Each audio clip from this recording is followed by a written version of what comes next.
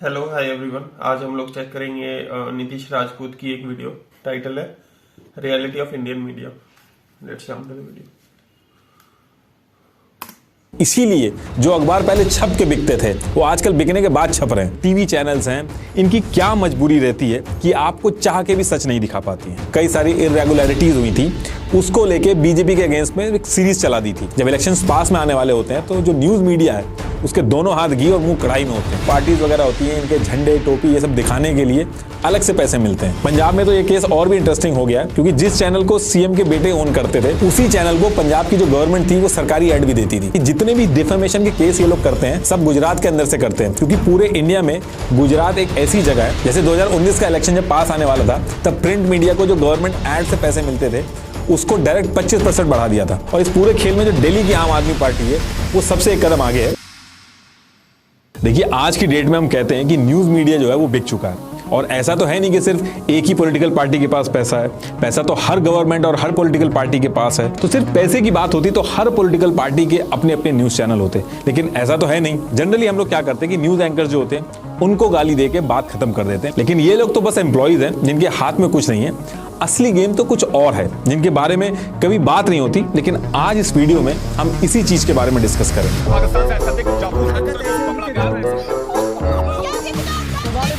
दरअसल मैं ये महसूस करने की, आपको महसूस कराने की कोशिश कर रहा हूँ।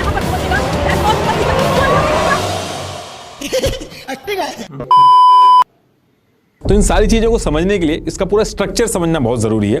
मेनली जो इन्फॉर्मेशन हमारे पास फ्लोट होती है वो न्यूज़पेपर्स, टीवी चैनल्स और न्यूज एजेंसीज जो होती है उनके थ्रू होती है। और भी कई तरीके हैं जैसे रेडियो, मैगजीन, सोशल मीडिया। लेकिन देश का जो ओपिनियन है मेनली वो इन्हीं तीन चीजों से मिलकर बनता है। और पॉलिटिकल पार्टीज भी इन तीनों चीजों को कंट्रोल करना चाहती हैं। अब आप ऐसे कुछ लोग कह सकते हो कि न्यूज़पेपर और टीवी न्यूज चैनल्स के बारे में तो हमने सुना है, लेकिन ये न्यूज एजेंसीज क्या होती हैं? तो देखिए, न्यूज एजेंसीज जो होती हैं वो काफी बड़े लेवल पे ऑपरेट करती हैं और न्यूज निकालती हैं और उस न्यूज को इन न्यूज़पेपर और न्यूज चैनल्स को बेचती हैं। यहां तक कि सरकारी न्यूज चैनल जो हैं जैसे डीडी न्यूज वगैरह वो भी इसी न्यूज एजेंसी से न्यूज लेते हैं। न्यूज एजेंसी का जो स्ट्रक्चर होता है वो काफी बड़ा होता है। इनका ऑपरेशन बहुत ही बड़ा होता है।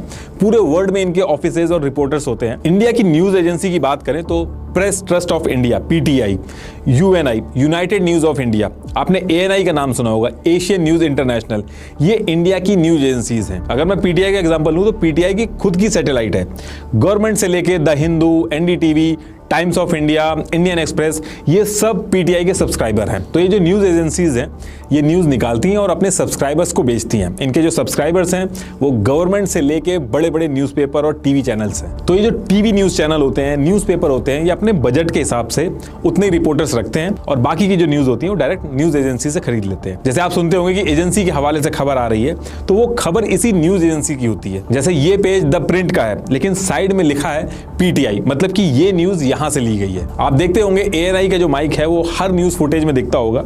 तो एएनआई फुटेज लेके टीवी न्यूज चैनल्स को बेच देता है। और अभी लास्ट एक साल से पीटीआई जो है वो भी वीडियोस में आ गया तो वो भी फुटेज वगैरह देता है। तो अगर किसी को पूरे देश के ओपिनियन पे कंट्रोल करना है तो न्यूज एजेंसीज, न्यूज़पेपर और टीवी चैनल्स तीनों पे कंट्रोल करना होगा। ये तीनों अगर चालें तो लोगों को सरकार के सपोर्ट या फिर अपोज में खड़ा करने का दम रखती हैं, क्योंकि आम जनता जो होती है वो खुद थोड़ी लोकेशन पे जाके इंफॉर्मेशन कंफर्म करती है। वो तो इन सब के थ्रू जो बताया जाता है वही मानती है। अब अगर ये तीनों मिलकर बैक टू बैक न्यूज देने लगे कि अगले क्वार्टर में इंडिया सुपर पावर हो जाएगा तो आप अलग अलग डिपार्टमेंट में आरटीआई डाल के खुद सारा डेटा नहीं कंफर्म करते हो, आप मान लेते हो। न्यूज मीडिया जो होती है वो किसी भी देश के लिए सबसे इंपॉर्टेंट चीज होती है, इसलिए इसको फोर्थ पिलर ऑफ डेमोक्रेसी भी बोला जाता है। गवर्नमेंट का असली ऑपोजिशन जो होता है वो मीडिया ही होता है। दुनिया भर की गवर्नमेंट जब वॉर वगैरह पे जाती हैं तो सोल्जर से पहले न्यूज मीडिया को रेडी करती हैं ताकि लोगों को समझाया जा सके कि ये वॉर करना कितना ज्यादा इंपॉर्टेंट है देश के लिए। अब देखिए, आगे बढ़ने से पहले मैं आपको बता दूं कि टाइम के साथ साथ न्यूज़पेपर्स की खबरों को लिखने में भी चेंजेस आए हैं। पहले जो न्यूज राइटर्स को घंटों लगते थे स्क्रिप्ट लिखने में, आज की डेट में एआई और चैट जीपीटी के थ्रू वो न्यूज चुटकियों में लिख लेते हैं। और अगर आपको भी जानना है कि एआई और चैट जीपीटी से ये सब कैसे किया जा सकता है तो मैं आपको रिकमेंड करूंगा एक इंडियन स्टार्टअप जो आपको इसका मास्टर बना सकता है, वो भी फ्री में।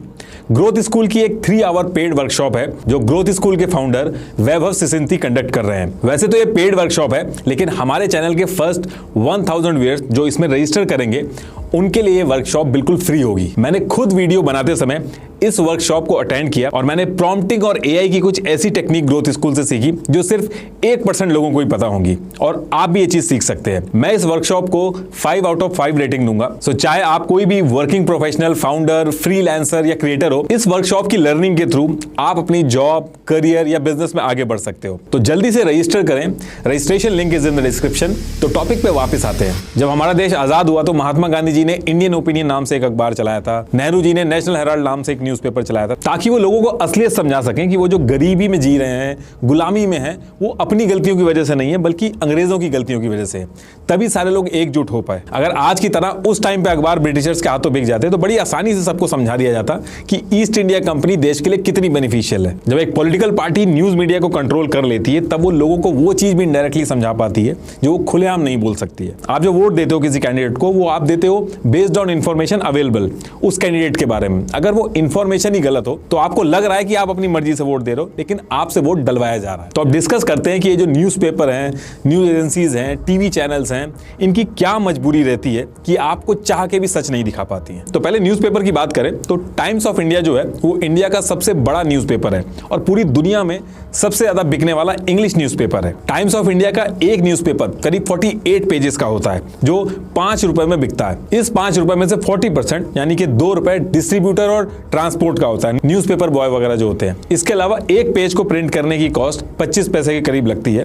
तो 48 पेजेस के हिसाब से 12 रुपए तो प्रिंटिंग के लग जाते हैं। तो अभी जो मैंने न्यूज एजेंसी के बारे में बताया था, तो उनसे न्यूज लेते हैं, उसकी कॉस्ट और स्टाफ की कॉस्ट जो होती है वो करीब 3 रुपए के करीब पड़ती है। तो टाइम्स ऑफ इंडिया जो न्यूज़पेपर 5 रुपए का बेचता है, अगर आप उसको कैलकुलेट करोगे टोटल, तो 2 रुपए डिस्ट्रीब्यूटर के, 12 रुपए प्रिंटिंग के और 3 रुपए जो है वो न्यूज एजेंसी और स्टाफ के, तो ये उसको 17 रुपए का पड़ता है। तो अब क्वेश्चन ये है कि ये जो बाकी का पैसा है ये क्या अपनी जेब से भरते हैं? तो देखिए ऐसा नहीं है। बाकी का जो पैसा बचता है वो एक न्यूज़पेपर को एडवर्टीजमेंट से पूरा करना होता है। तो मोटा मोटी ये समझाने का मतलब ये है कि न्यूज़पेपर जो है अगर उसको सर्वाइव करना है तो एडवर्टीजमेंट उसके लिए सब कुछ बन जाता है। अब आप ये भी कह सकते हो कि जो एडवर्टीजमेंट है इसको सब कुछ क्यों बनाना, 17 रुपए लगते हैं तो आप न्यूज़पेपर को 20 रुपए में बेच दो और अपना प्रॉफिट बना लो। तो देखिए ऐसा भी नहीं किया जा सकता। टाइम्स ऑफ इंडिया ने जनवरी 2022 से जून 2022 तक डेली 16 लाख न्यूज़पेपर घर घर में जाके भेजे। तो अगर वो न्यूज़पेपर का दाम बढ़ा के इसको पूरा करने की कोशिश करेंगे तो उसका सर्कुलेशन कम हो जाएगा और उनको बुरी तरीके से नुकसान होगा। और जो एडवर्टाइजर्स आते हैं वो भी नहीं आएंगे। बस एक द हिंदू जो न्यूज़पेपर है वो 10 रुपए का बिकता है और वो इसलिए बिकता है क्योंकि उसकी एक लॉयल ऑडियंस है और यूपीएससी वगैरह की जो प्रिपरेशन करते हैं वो भी इसको बहुत ज्यादा पढ़ते हैं। इसके बाद जितने भी न्यूज़पेपर हैं वो सारे कम में ही बिकते हैं। पहली चीज तो यह कि जब टाइम्स ऑफ इंडिया ही कम में बेच रहा है तो बाकी न्यूज़पेपर की भी मजबूरी हो जाती है उसको कम में बेचना, क्योंकि अगर ऐसा नहीं करेगा वो तो कोई और लेगा ही नहीं उसको। अब देखिए जो एडवर्टाइजर है जो पैसा देके अपना ऐड करवा रहा है न्यूज़पेपर के अंदर, वो उसी न्यूज़पेपर को प्रेफरेंस देता है जिस न्यूज़पेपर के ऑडियंस की परचेजिंग पावर ज्यादा होती है। तो ऐसा माना जाता है कि जो इंग्लिश बोलते और पढ़ते हैं उनकी परचेजिंग पावर ज्यादा होती है, तो इंग्लिश न्यूज़पेपर के ऐड जो होते हैं वो ज्यादा महंगे होते हैं। और क्योंकि एडवर्टाइजर्स का फोकस जो है वो उन न्यूज़पेपर्स पे होता है जिनकी ऑडियंस की परचेजिंग पावर ज्यादा होती है, तो हिंदी न्यूज़पेपर हो या फिर इंग्लिश न्यूज़पेपर हो, जो प्रिविलेज ऑडियंस है जो न्यूज़पेपर खरीद के पढ़ सकती है, उसी ऑडियंस के हिसाब से न्यूज़ सर्व करता है। और वैसे भी ये जो 5 रुपए का जो न्यूज़पेपर है भले ही कम लगे, लेकिन एक गरीब मजदूर, किसान और पिछड़े इलाकों के लोगों के लिए ये 5 रुपए भी बहुत महंगे होते हैं। तो ऐसे केस में जो न्यूज़पेपर है ये एक प्रोडक्ट बन जाता है जिसकी ऑडियंस गरीब लोग नहीं है बल्कि प्रिविलेज लोग हैं जो न्यूज़पेपर खरीद सकते हैं। इसलिए न्यूज़पेपर के अंदर जो न्यूज़ होती हैं जैसे कि Bollywood, sports, celebrity gossip, business leaders, ये सारी न्यूज़ जो होती हैं प्रिविलेज रीडर्स के लिए ही होती है। और देश का जो काफी बड़ा गरीब तबका है वो पूरी तरीके से कट जाता है न्यूज़पेपर की खबरों से। मुंबई, दिल्ली, बैंगलोर में 1 घंटे भी अगर बारिश हो जाए उस पर घंटों कवरेज चलती है, लेकिन छोटे छोटे गांव अगर पूरी तरीके से भी पानी में डूब जाए तो कोई नहीं पूछता है। टाइम्स ऑफ इंडिया देश का सबसे बड़ा न्यूज़पेपर होने के बाद भी उसका 2018 का जो रेवेन्यू है वो 10,000 करोड़ था और उसका जो प्रॉफिट था वो 681 करोड़ था। और ये जो प्रॉफिट मैं आपको बता रहा हूँ देश के इतने बड़े न्यूज़पेपर के हिसाब से काफी कम है। इंडिया के सबसे बड़े न्यूज़पेपर से ज्यादा तो एक बल्ब बनाने वाली कंपनी कमा लेती है। और ये एक बहुत ही डेंजरस सिचुएशन है, क्योंकि जो न्यूज़पेपर कंपनी देश के एक बड़े तबके का ओपिनियन बना रही है और उसके बाद भी प्रॉफिट नहीं बना पा रही है, तो ऐसे केस में उसको कंट्रोल करना छोटे मोटे पॉलिटिशियन और बिजनेस के लिए भी बहुत आसान हो जाता है। अब आप ये भी कह सकते हो कि ये तो प्योर बिजनेस है, तो इसमें पॉलिटिकल पार्टीज और गवर्नमेंट के इशारों पे ये लोग क्यों नाचते हैं? तो थोड़ा सा वेट करिए, अभी आपको समझाता हूं मैं। अब देखिए न्यूज़पेपर तो फिर भी काफी हद तक कमा लेता है, लेकिन टीवी न्यूज़ चैनल जो है उनका तो इनसे भी बुरा हाल है। आपका जो टीवी सर्विस प्रोवाइडर है उसकी वेबसाइट पे जाइएगा और न्यूज़ चैनल के जो मंथली सब्सक्रिप्शन है उसके रेट चेक करिएगा। आधे से ज्यादा न्यूज चैनल जो हैं वो तो फ्री में चल रहे हैं और जो बाकी हैं वो 1 से 2 रुपए मंथली लेते हैं। और ये मैं दिन का नहीं बता रहा हूँ, मंथली लेते हैं 1 से 2 रुपए। वहीं स्पोर्ट्स और एंटरटेनमेंट चैनल जो हैं वो 10 रुपए से 25 रुपए तक लेते हैं। अगर मैं व्यूअरशिप की बात करूं तो ये देखिए, ये वीकली डेटा है। एंटरटेनमेंट और स्पोर्ट्स चैनल जो हैं वो व्यूअरशिप में बहुत आगे हैं, इसलिए यहाँ पे भी सारा जो एडवर्टीजमेंट है वो स्पोर्ट्स चैनल और एंटरटेनमेंट चैनल के पास चला जाता है। अब देखिए, एक न्यूज चैनल चलाने में करोड़ों रुपए लगते हैं, लेकिन सब्सक्रिप्शन से इनकी कॉस्टिंग पूरी नहीं हो सकती है। और जो टीवी एडवर्टीजमेंट होते हैं वो भी व्यूअरशिप की वजह से एंटरटेनमेंट और स्पोर्ट्स चैनल्स हैं उनके पास चले जाते हैं। और इसके बाद भी अगर एक न्यूज चैनल गरीबों के मुद्दे दिखाएगा और किसानों की बातें करेगा तो उसकी व्यूअरशिप और गिर जाती है। तो इसलिए मसाला और भूत प्रेत की जो न्यूज होती है उसको दिखा के लोग व्यूअरशिप मेंटेन करते हैं, ताकि एड्स कम से कम थोड़े बहुत तो आते रहें। अगर हम बाहर के देशों के न्यूज चैनल्स की बात करें तो वो अपनी 70% कमाई जो है वो टीवी चैनल्स के सब्सक्रिप्शन से ही पूरा कर लेते हैं। उनकी डिपेंडेंसी एडवर्टीजमेंट पे उतनी नहीं है जितनी इंडिया के अंदर है। बाहर के न्यूज चैनल डॉक्यूमेंट्री वगैरह भी काफी हाई क्वालिटी बनाते हैं, ताकि जिन लोगों ने उनको सब्सक्राइब किया उनको क्वालिटी कंटेंट मिले। जो हाउस ऑफ कार्ड जो सीरीज है उसकी एक सीरीज की कॉस्ट 30 करोड़ रुपए है। वहीं बिग बॉस का एक एपिसोड 4 करोड़ के करीब बन जाता है और उससे ज्यादा व्यूअरशिप आती है बिग बॉस की। यूके के अंदर एक आदमी को टीवी चैनल देखने के लिए लाइसेंस लेना होता है, वो करीब होता है 159 पाउंड का, तो करीब 14,000 रुपए के लगभग पड़ता है। तो यूके के जो बीबीसी वगैरह हैं इनके पास इंडियन न्यूज चैनल के कंपैरेटिवली ज्यादा फंड्स होते हैं, इसलिए उनके कंटेंट की क्वालिटी भी ज्यादा होती है। तो देखिए, अभी तक के डिस्कशन में आपको ये समझ में आ गया होगा कि न्यूज़पेपर हो या फिर टीवी चैनल्स, सबके सर्वाइवल के लिए एडवर्टीजमेंट कितना जरूरी है। और इंडिया के अंदर जो सबसे बड़ा एडवर्टाइजर है वो है सेंट्रल और स्टेट गवर्नमेंट। एक कंपनी के कंपैरेटिवली गवर्नमेंट के पास हजारों स्कीम्स, ऑफर्स, डिपार्टमेंट और प्रोजेक्ट्स होते हैं प्रमोट करने के लिए। जैसे सरकारी बैंक जो होते हैं उनकी अलग अलग योजनाएं होती हैं, लाइफ इंश्योरेंस कॉर्पोरेशन, अलग अलग टूरिज्म बोर्ड्स, रेलवेज, सरकारी इंडस्ट्रियल्स, माइनिंग कंपनीज, बहुत सारे एडवर्टीजमेंट होते हैं जो कि सरकारी होते हैं और ये इनको करवाने होते हैं। और ध्यान रखिएगा, ये जो मैं एडवर्टीजमेंट की बात कर रहा हूं ये गवर्नमेंट एडवर्टीजमेंट की बात कर रहा हूं। जो पॉलिटिकल पार्टीज चुनाव के टाइम पे ऐड करती है वो अलग है इससे। हमने भले ही लास्ट लोकसभा इलेक्शन में 60,000 करोड़ से ज्यादा खर्च किए हों, भले ही हम पूरे वर्ल्ड में इलेक्शन में सबसे ज्यादा पैसा खर्च करते हों, लेकिन इन सबसे कहीं ज्यादा पैसा हमारी गवर्नमेंट को अपनी अलग अलग गवर्नमेंट स्कीम को लोगों तक पहुंचाने के लिए खर्चा करना होता है। तो इसलिए जब कोई पॉलिटिकल पार्टी जीत के पावर में आती है तो उसके हाथ में ये पावर होती है कि एडवर्टीजमेंट किसको देना है। तो मोटा मोटी आप इस तरीके से इसको समझ लीजिए कि गवर्नमेंट जो है वो इन newspaper, news agencies, TV channels की सबसे बड़ी कस्टमर है, यानी कि ग्राहक है। और ये हमेशा से चलता आया कि सेंट्रल गवर्नमेंट हो, पहले की गवर्नमेंट हो, स्टेट गवर्नमेंट हो, उनके अगेंस्ट में जब भी न्यूज मीडिया लिखता है तो उनके एडवर्टीजमेंट बंद हो जाते हैं। जैसे 2019 के इलेक्शन के टाइम पे जो द हिंदू न्यूज़पेपर था उसने रफाल डील में कई सारी इरेगुलरिटीज हुई थी, उसको लेके बीजेपी के अगेंस्ट में एक सीरीज चला दी थी। ऐसे ही टाइम्स ऑफ इंडिया ने एक सीरीज चलाई थी जिसमें उन्होंने लोकसभा इलेक्शंस के टाइम पे पीएम मोदी के मॉडल कोड ऑफ कंडक्ट को वॉयलेट करने पे खबरें चलाना स्टार्ट कर दी थी। और फिर जब 2019 में गवर्नमेंट जीत के आई तो times of India, the Hindu, economic Times, the telegraph और एबीपी, जिसको आनंदा बाजार पत्रिका कहते हैं, ऐसे न्यूज़पेपर के एडवर्टीजमेंट बंद कर दिए थे। ये कहना था अधीर रंजन चौधरी का, जो कांग्रेस के लीडर थे। अधीर रंजन चौधरी ने लोकसभा में खड़े होकर बोला कि बीजेपी गवर्नमेंट ये जानबूझ के कर रही है, और ये भी बोला कि बीजेपी ने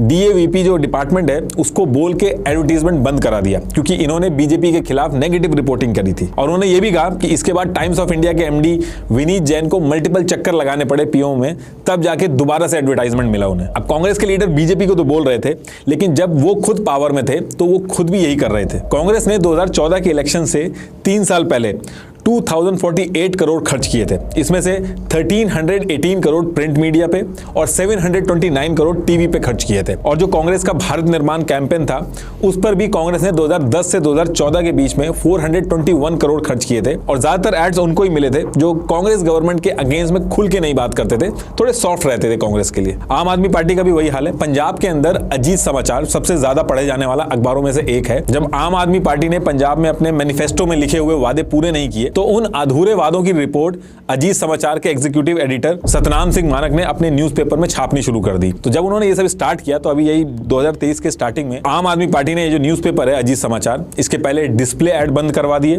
फिर जो टेंडर वाले एड्स थे उनको बंद करवा दिया, और जो गवर्नमेंट के प्रेस नोटिस वगैरह आते थे जो सबको मिलते थे वो भी बंद करवा दिए। अब अजीत समाचार जो न्यूज़पेपर है उसको फाइनेंस मैनेज करने में बहुत दिक्कत आ रही है और आज की डेट तक इनके ऐड दोबारा से नहीं चालू किए गए हैं। आम आदमी पार्टी ने सेम यही चीज चीज़ पंजाबी ट्रिब्यून के साथ भी की थी, लेकिन वो जल्दी समझ में आ गया उनको, तो उनके ऐड जो थे वो शुरू कर दिए गए थे। लेकिन अजीत समाचार के एग्जीक्यूटिव एडिटर सतनाम सिंह जो है वो खुलेआम कह रहे हैं कि आम आदमी पार्टी के जिन मुद्दों पर हम रिपोर्ट कर रहे हैं उसको इनडायरेक्टली करने के लिए मना किया गया है, और अगर हम ये करते रहेंगे तो हमें ऐड कभी नहीं मिलेंगे। ऐसे ही उत्तर प्रदेश का एग्जाम्पल लें तो अप्रैल 2020 और मार्च 2021 में एक साल के अंदर 160.31 करोड़ सिर्फ टीवी ऐड पे खर्च किए गए।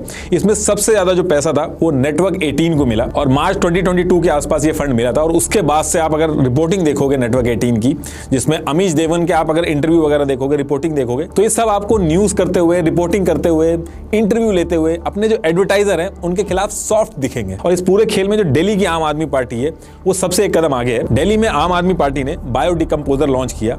इसको इंप्लीमेंट करने में 2020 से 2022 तक जो टोटल खर्चा आया था वो 68 लाख रुपीस आया था, और इन्होंने इस प्रोजेक्ट के एडवर्टीजमेंट में 23 करोड़ रुपए लगा दिए। अब देखिए, जो गवर्नमेंट की स्कीम्स होती हैं इनके एड्स तो मिलते ही हैं न्यूज मीडिया को। इसके साथ साथ directorate of audio visual publicity DAVP जो सेंट्रल गवर्नमेंट चलाती है, और इंफॉर्मेशन पब्लिक रिलेशन डिपार्टमेंट जो स्टेट गवर्नमेंट चलाती है, इसके थ्रू भी गवर्नमेंट चाहे तो पैसा दे सकती है। जैसे 2018 में इंडिया में पब्लिक एडवर्टाइजिंग के नाम पे 7.8 बिलियन यूरो गवर्नमेंट ने खर्च किए। तो यही सारे रीजन है कि एक न्यूज मीडिया हो या न्यूज एजेंसी हो, न्यूज़पेपर हो, ये पूरी तरीके से इन एड्स पे डिपेंडेंट हो गए हैं। और इसीलिए जो अखबार पहले छप के बिकते थे वो आजकल बिकने के बाद छप रहे हैं। और यही नहीं, जब इलेक्शन पास में आने वाले होते हैं तो सारे न्यूज मीडिया वाले सही से रिपोर्टिंग करें। इसके लिए गवर्नमेंट एड्स के जो पैसे होते हैं उनको बढ़ा देती है। जैसे कंपनी के अंदर ईयरली अप्रेजल होता है बेस्ड ऑन परफॉर्मेंस, तो इलेक्शन टू इलेक्शन इनके भी अप्रेजल होते हैं डिपेंड ऑन कि किस तरीके का वो फेवर कर रहे हैं। जैसे 2019 का इलेक्शन जब पास आने वाला था तब प्रिंट मीडिया को जो गवर्नमेंट एड से पैसे मिलते थे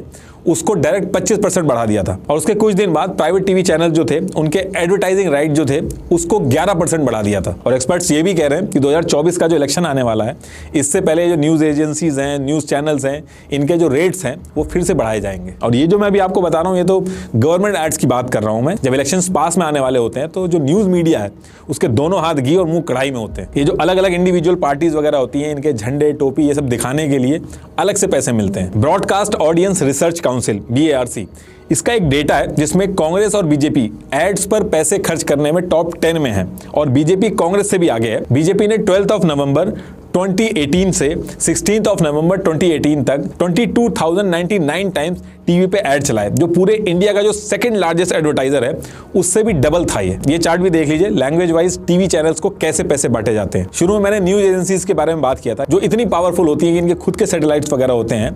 गवर्नमेंट ऐड पे इनकी भी डिपेंडेंसी होती है। आपको एक एग्जांपल समझाता हूं। जैसे PTI इंडिया की सबसे बड़ी न्यूज एजेंसी है, इसने 2020 में गलवान वाला जो इशू चल रहा था, इसने चाइनीज एम्बेसडर का इंटरव्यू लिया इंडिया के अंदर ही। अब देखिए, जो चाइनीज एम्बेसडर है वो चाइना का ही महिमा मंडन करेगा और इंडिया की कमियां गिनवाएगा, तो उसने वैसे ही किया। लेकिन PTI जो इंटरव्यू ले रहा था उसने हार्ड हिटिंग क्वेश्चंस नहीं पूछे। अगर आप वो इंटरव्यू देखोगे तो इधर से PTI वाले कुछ काउंटर ही नहीं कर पा रहे थे। खाली 3 बेसिक क्वेश्चन पूछे उन्होंने, और साफ लग रहा था जैसे पहले से ही वो क्वेश्चंस डिसाइडेड हो। और जो चाइनीज एम्बेसडर था वो बैक टू बैक कमी निकाल रहा था इंडियन गवर्नमेंट की और इंडिया की बुराई कर रहा था। अब इसका जो नुकसान था वो गवर्नमेंट का हुआ। एक तरफ गवर्नमेंट कह रही है कि 1 इंच जमीन भी हमने नहीं दी है अपनी, हमारी कोई गलती नहीं है, और उधर चाइनीज एम्बेसडर इतने बड़ी न्यूज एजेंसी, PTI बहुत बड़ी न्यूज एजेंसी है, उसके सामने इंडियन गवर्नमेंट की बुराई कर रहा है। गवर्नमेंट को यह बात अच्छी नहीं लगी। उनका कहना था कि चाइना जो है वो तो इंडियन एम्बेसडर को कभी अलाउ नहीं करता इंटरव्यू के लिए, और PTI की वजह से देश की जो इमेज है वो खराब हुई है। तो अब इसके बाद हुआ क्या, देखिए PTI का जो मेन कस्टमर है वो है पराशर भारती। पराशर भारती जो है उससे इतना पैसा लेती है। RTI एक डाली गई थी तो उसमें पता चला था कि इतना पैसा लेती है, जो उस RTI की कॉपी है। तो इसके बाद पराशर भारती ने लेटर लिखा PTI से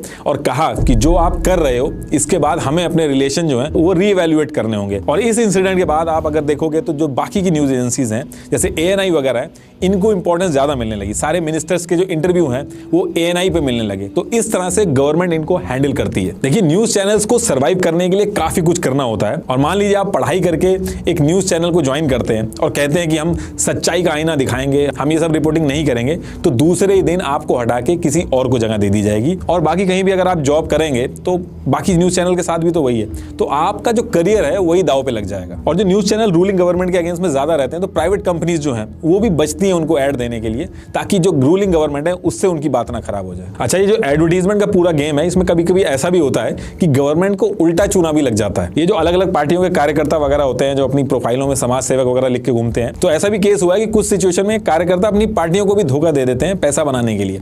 2015 में directorate of advertising and visual publicity DAVP ने एक ऐसे ही रैंडम इंक्वायरी की कि जो गवर्नमेंट पैसा देके ऐड करवा रही है ये किसको किसको जा रहा है उसको चेक करने की कोशिश की। उन्होंने लाइन से एडवर्टाइजिंग लिस्ट जो थी उस पर नंबर मिलाना चालू किया, तो कोई नंबर तो लॉन्ड्री शॉप का निकला, कोई कॉल सेंटर का निकला।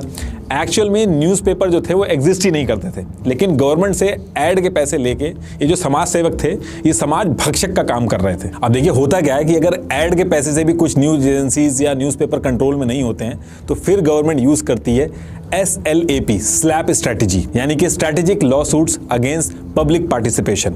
इस स्ट्रैटेजी के थ्रू जो जर्नलिस्ट या फिर न्यूज एजेंसीज इन बड़े बड़े लोगों के खिलाफ या पॉलिटिशियंस के खिलाफ लिखते हैं या फिर उनकी बात नहीं सुनते हैं, उनके खिलाफ back to back case file किए जाते हैं डिफेमेशन के। और ये जो केस किए जाते हैं इनका मकसद जीतना या हारना नहीं होता है, बल्कि परेशान करना होता है कि इतना हरास कर दो कि वो लिखना ही छोड़ दें। अब मान लो कि दिल्ली के अंदर कोई जर्नलिस्ट है और वो गवर्नमेंट के अगेंस्ट में या फिर बड़े बड़े बिजनेसमैन है उनके अगेंस्ट में लिख रहा है, तो उसको एक जगह से नहीं बल्कि मल्टीपल जगह से उसके खिलाफ डिफेमेशन किया जाता है। जैसे चंडीगढ़, असम, अलग अलग जगह से उसको ऊपर डिफेमेशन केस किया जाएगा। एक एग्जाम्पल समझाता हूं कि मैं कहना क्या चाह रहा हूं। अगर आपको याद हो तो एक IIPM करके एक इंस्टीट्यूट था जो हर जगह उसके ऐड चलते थे, जिसको अरिंदम चौधरी चलाते थे। तो इस इंस्टीट्यूट में एक दिक्कत थी कि ये इंस्टीट्यूट ना तो UGC यूनिवर्सिटी ग्रांट्स कमीशन ना तो इससे एफिलिएटेड था और ना ही AICTE all India council for technical education ना ही इससे एफिलिएटेड था। लेकिन उसके बाद भी ये बच्चों से मोटा पैसा लेके डिग्री वगैरह दे रहा था। लाखों बच्चों का फ्यूचर इस पे दाव पे लगा था। तो 2005 में आउटलुक ने कहा कि IIPM अनएथिकल एडवर्टाइजिंग प्रैक्टिस कर रहा है, स्टूडेंट्स का जो फ्यूचर है वो दिक्कत में आ सकता है। और फिर इसके बाद IIPM ने इसी स्लैप स्ट्रेटेजी का यूज किया। IIPM ने आउटलुक के खिलाफ डिफेमेशन केस किया, फिर कैरावन मैगजीन है उसके ऊपर डिफेमेशन केस किया, उसके बाद करियर 360 उसके ऊपर, उसके जो पब्लिशर थे महेश्वर पेरी उसके ऊपर केस किया। और जब ये केस करते थे मल्टीपल केस करते थे, खुद एज अ कंपनी भी केस करते थे और इनकी कंपनी के अंदर जो एम्प्लॉइज थे उनको भी पैसे देके उनसे भी केस करवाते थे। और जहां का जर्नलिस्ट होता था वहां से दूर केस किए जाते थे। मान लो दिल्ली का है तो उसके ऊपर जो केस हो गए वो चंडीगढ़, आसाम, अलग अलग जगह से होगी, ताकि जो जर्नलिस्ट है उसको पहले तो लॉयर ढूंढने में दिक्कत आए, फिर फाइनेंशियल बर्डन उसका बढ़ जाए। जहां वो एक लॉयर कर सकता था उसको मल्टीपल लॉयर करने पड़ेंगे। इस तरीके से हरास करना चालू किया। तो मोटा मोटी ऐसे समझिए कि एक जर्नलिस्ट या न्यूज एजेंसी की कॉस्ट इतनी बढ़ा दो कि वो आपके बारे में लिखना ही बंद कर दे। और यही सेम चीज IIPM के साथ भी हुई। इसने इतने केस बैक टू बैक करे और इतने सारे लोगों पे करे कि एक टाइम ऐसा आ गया था कि कोई भी न्यूज एजेंसी इतना कुछ देखने के बाद भी लिख ही नहीं पा रही थी इनके खिलाफ। और आगे चल के ये लोग केस जीते भी, लेकिन उसका कोई फायदा नहीं हुआ, क्योंकि उतने टाइम तक ये लोग हरास हो चुके थे और जो खबरें थी वो बाहर आना बंद हो गई थी। और यही सेम स्ट्रेटेजी बड़ी कंपनीज जो होती हैं, पॉलिटिकल पार्टीज होती हैं, गवर्नमेंट होती हैं, ये न्यूज मीडिया और जर्नलिस्ट के खिलाफ यूज करती है अगर वो उनके कंट्रोल से बाहर हो जाते हैं। जैसे अनिल अंबानी के खिलाफ बहुत सारी न्यूज आ रही थी, तो 2018 जनवरी के बाद फाइनेंशियल टाइम्स, ब्लूमबर्ग और इंडियन पब्लिकेशन जैसे the Economic Times, the Financial Express, the Week, the Tribune, NDTV, इन सब के ऊपर बैक टू बैक केस किए जब तक लिखना बंद नहीं किया इन्होंने।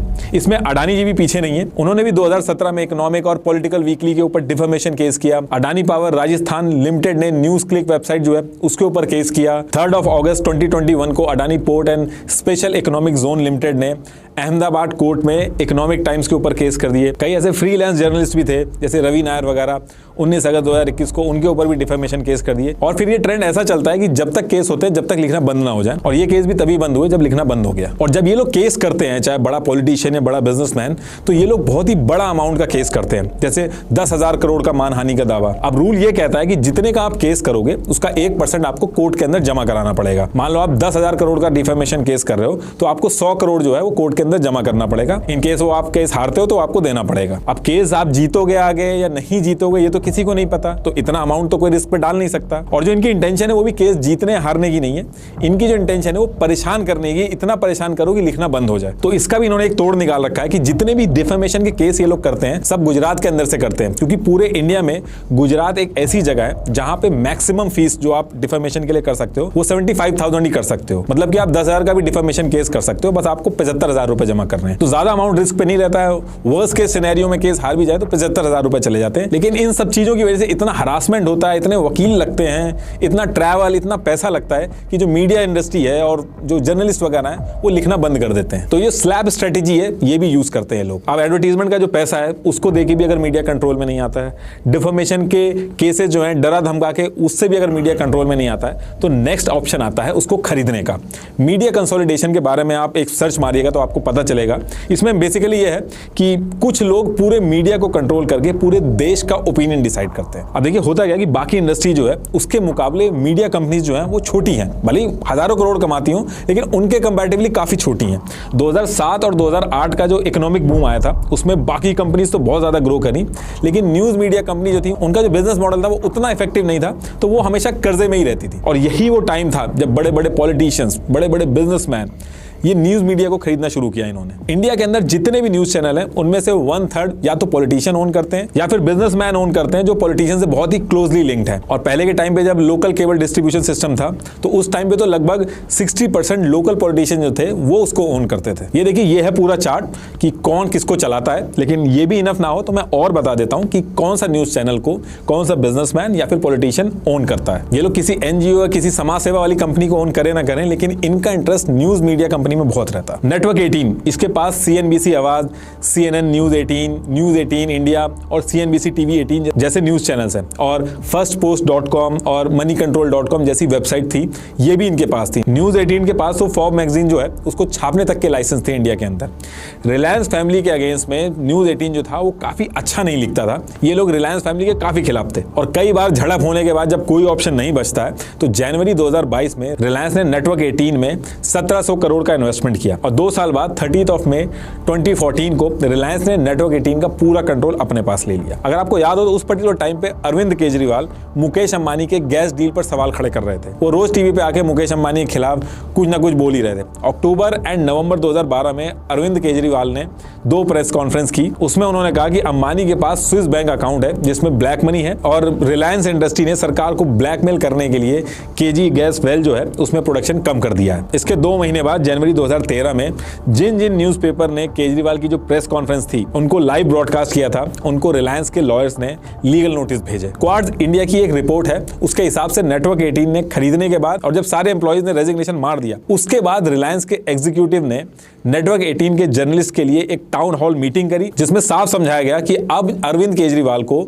न्यूज मीडिया के अंदर दिखाने की कोई जरूरत नहीं है। इसी तरह जो बाकी चैनल्स हैं उनमें भी बड़े बड़े कॉर्पोरेट हाउसेस का पैसा लगा है। तो ये तो मैंने एक एग्जांपल के लिए बताया। इसी तरीके से बाकी जो न्यूज चैनल हैं उसमें भी बड़े बड़े कॉर्पोरेट हाउसेस का पैसा लगा है। जैसे कि इंडिया टुडे ग्रुप जो है जिसमें आज तक, इंडिया टुडे, ललन टॉप और न्यूज तक जैसे चैनल्स हैं, इसका 23.6% हिस्सा कुमार मंगलम बिरला और उनकी फैमिली ओन करती है। इसी तरीके से एशिया नेट न्यूज जो है उसको राजीव चंद्रशेखर ओन करते हैं जो बीजेपी से एसोसिएटेड है और अभी सेंट्रल गवर्नमेंट में ministry of state of skill development and entrepreneurship and electronics and information technology के मिनिस्टर है। इन्होंने रिपब्लिक टीवी में भी शुरू में इन्वेस्ट किया था और डायरेक्टर भी थे, हालांकि अभी इन्होंने छोड़ दिया। जो लोग मत है उसको दारदा फैमिली के विजय दारदा जो 3 बार कांग्रेस पार्टी की तरफ से एमपी भी बने हैं वो ओन करते हैं। ऐसे पंजाब में जो अकाली दल के प्रमुख हैं सुखबीर सिंह बादल और उनकी फैमिली पीटीसी न्यूज नेटवर्क को ओन करती है। इसके अलावा यही family cable TV distribution network को भी ओन करती है। पंजाब में तो ये केस और भी इंटरेस्टिंग हो गया है क्योंकि जिस चैनल को सीएम के बेटे ओन करते थे उसी चैनल को पंजाब की जो गवर्नमेंट थी वो सरकारी एड भी देती थी और वो भी तब जब वो चैनल बिल्कुल जस्ट लॉन्च हुआ था। उसकी व्यूअरशिप वगैरह क्या है उसका कुछ पता नहीं था, उसके बाद भी उसको गवर्नमेंट एड मिले। 2008 में 3 चैनल थे, पीटीसी न्यूज, पीटीसी पंजाबी और पीटीसी चक दे। ये लॉन्च हुए और लॉन्च होते ही सरकारी एड्स मिलना चालू हो गए। न्यूज एक्स और इंडिया न्यूज जो उनके रीजनल चैनल जो हैं वो हरियाणा के पॉलिटिशियन और फॉर्मर मिनिस्टर विनोद शर्मा के बेटे कार्तिक शर्मा ओन करते हैं। जी न्यूज जो है उसको सुभाष चंद्र और उनकी फैमिली ओन करती है। 2016 हरियाणा में इनको बीजेपी का सपोर्ट था। और जो तमिलनाडु का सबसे बड़ा मीडिया ग्रुप है सन टीवी, उसको कलानिधि मरन ओन करते हैं जो तमिलनाडु के सीएम एमके स्टालिन के रिलेटिव हैं और डीएमके पार्टी को बिलोंग करते हैं। ये देखिए ये है पूरा चार्ट कि कौन किसको चलाता है। अब देखिए आधे घंटे तक मैं और भी बताता रहूंगा तो नाम खत्म नहीं होंगे। आप एक सर्च मारिएगा, कोई भी न्यूज चैनल है, आपको पता चल जाएगा कौन सा पॉलिटिशियन, कौन सा बिजनेसमैन उसके पीछे है। तो लास्ट में एक बार फिर से आपको बता दूं, एआई और चैट जीपीटी से सीख के अपने करियर में आगे बढ़ने के लिए